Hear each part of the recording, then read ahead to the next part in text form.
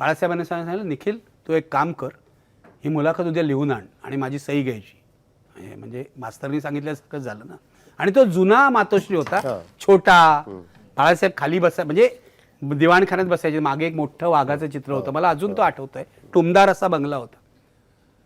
तर मी म्हटलं ठीक आहे बाळासाहेब, आणतो बाबा, आपल्याला काय, मी 20 वर्षाचा माणूस, यांच्यासमोर काय बोलणार. आधीच त्यांची एवढी दहशत होती मुंबईमध्ये की माझं अक्षर माझ्या नशिबाने खूपच चांगलं होतं, सुंदर अक्षर होतं. मी चांगली मुलाखत लिहून आणली. तर ते गेले आतमध्ये घेऊन ती. मी म्हटलं आता काय होतंय माझं. तर ते वाचून बिचून आले, एक 15-20 मिनिटांनी बाहेर.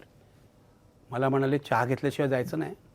मीनाताईंना हाक मागली वगैरे. ते त्यांचा जिव्हाळा होता, कुणाही बाबतीत होता तो. म्हणजे जेवढे ते फटके मारायचे ना स्टेजवरून, तेवढा वैयक्तिक ह्याच्यात जिव्हाळा होता.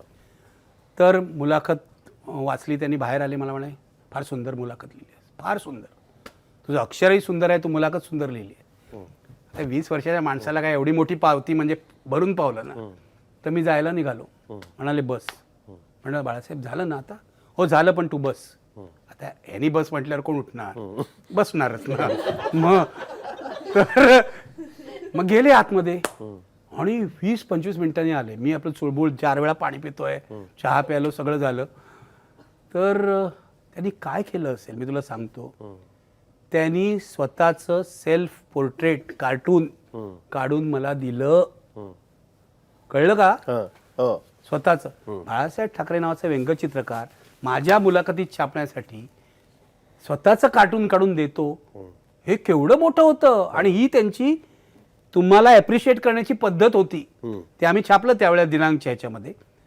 पण नंतर मी ते ठेवलं होतं. खरं म्हणजे त्याला अर्कायवल व्हॅल्यू आहे, पण आपल्या लोकांना, मराठी लोकांना काही ते कळत नाही अर्कायवल व्हॅल्यू वगैरे. आणि त्यावेळेला तर तरुणपणी आपल्याला काय कळत नाही. एक दिवस माझी सगळी रद्दी माझ्या आईने विकून टाकली. त्याच्यामध्ये ते सगळं गेलं. पण ते कार्टून छापलेलं आहे दिनांकच्या अंकामध्ये, ते लायब्ररीमध्ये आहे.